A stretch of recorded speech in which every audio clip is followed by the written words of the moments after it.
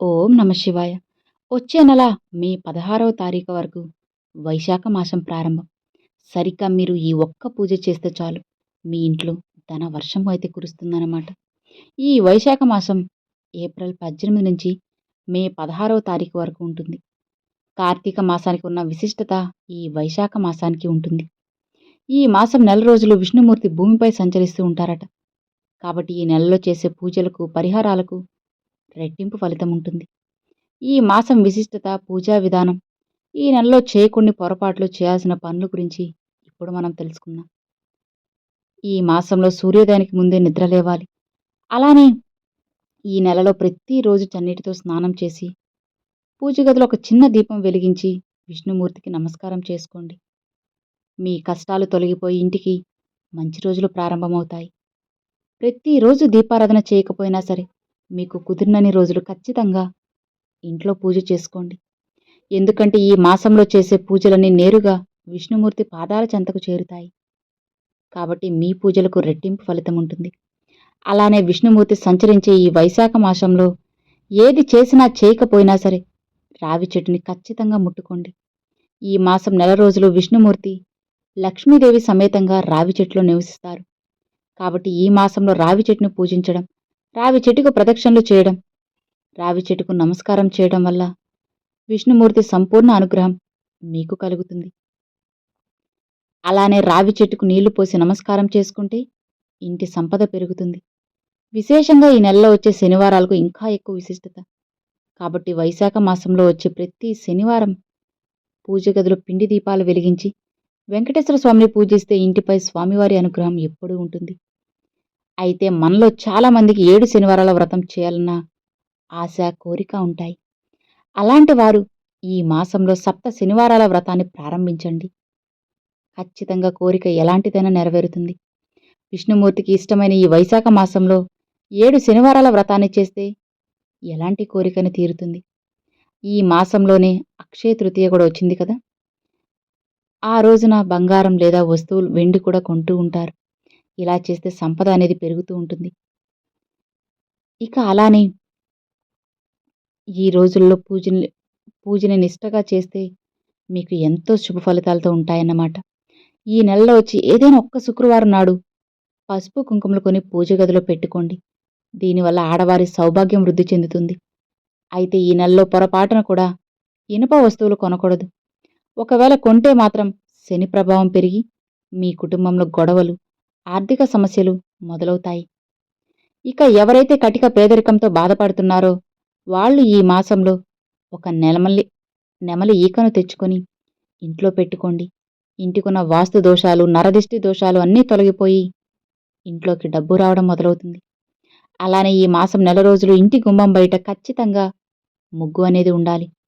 బియ్యపిండితో ఇంటి ముందు ముగ్గు వేస్తే ఇంట్లో లక్ష్మీదేవి తాండవిస్తుంది. ఒక్కరోజు ఇంటి ముందు ముగ్గు లేకపోయినా లక్ష్మీ కటాక్షం అనేది శాశ్వతంగా దూరమవుతుంది. అలానే ఈ నెలలో వచ్చే ప్రతి శుక్రవారం నాడు సాయంత్రం ఇంటి గుమ్మం బయట 2 దీపాలు వెలిగించండి. ప్రతి శుక్రవారం ఇంటి ముందు దీపాలు వెలిగిస్తే మీ ఇంట్లో లక్ష్మీదేవి స్థిర నివాసం ఉంటుంది. అనవసరపు ఖర్చులు తగ్గి ధనాకర్షణ పెరుగుతుంది. అలానే విశేషంగా ఈ వైశాఖ మాసంలో ఏదైనా గోశాల దగ్గర ఆవు నెయ్యితో దీపం వెలిగిస్తే కోటి జన్మల పాపాలన్నీ హరించి అఖండ రాజయోగం కలుగుతుంది. అలానే ఈ వైశాఖ మాసంలో ఖచ్చితంగా ఒక ఎర్రటి వస్త్రంలో రాళ్లుప్పును మూటకట్టి ఆ ఉప్పు మూటను ఇంటి గుమ్మానికి కట్టండి. ఇంటికున్న పేదరికం, డబ్బు సమస్యలు, అప్పుల బాధలు తొలగిపోయి ఇంటికి ధనలాభం కలుగుతుంది.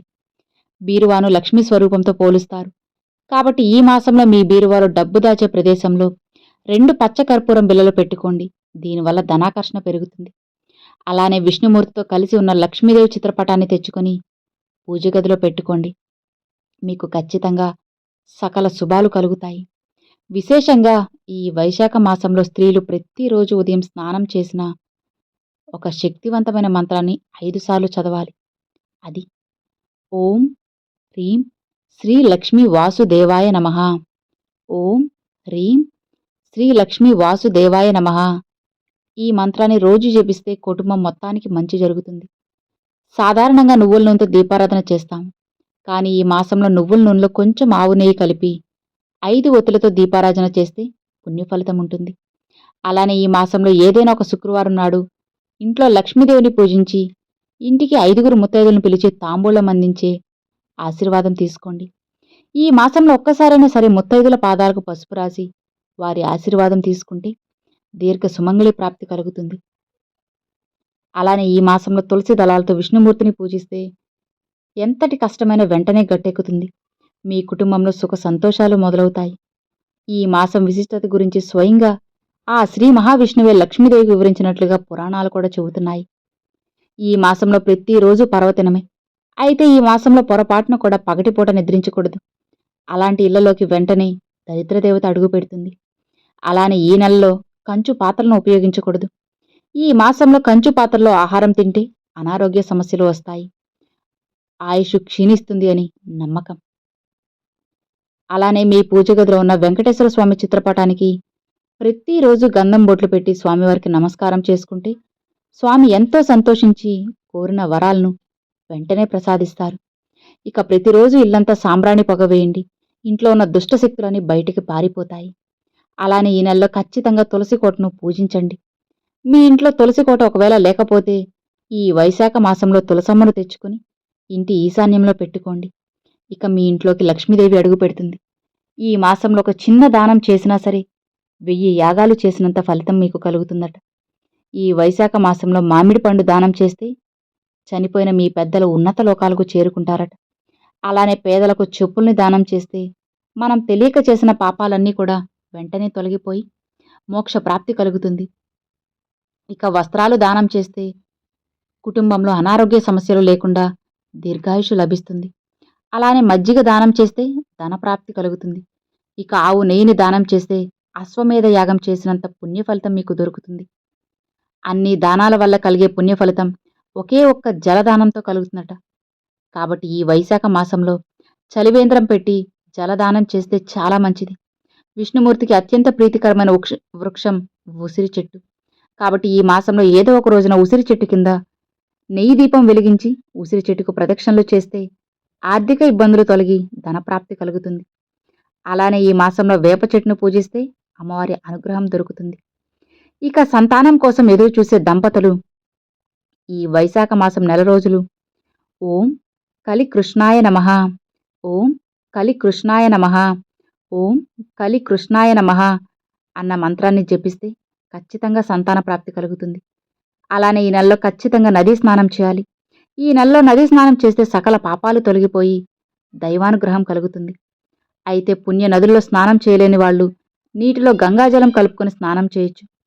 కుటుంబంలో తరచూ కష్టాలు వస్తుంటే నెలలో ఏదో ఒక రోజున ఒక మట్టి కుండలో నీళ్లు నింపి దక్షిణ తాంబూలంతో ఈ నీటి కుండను బ్రాహ్మణులకు దానం చేయండి.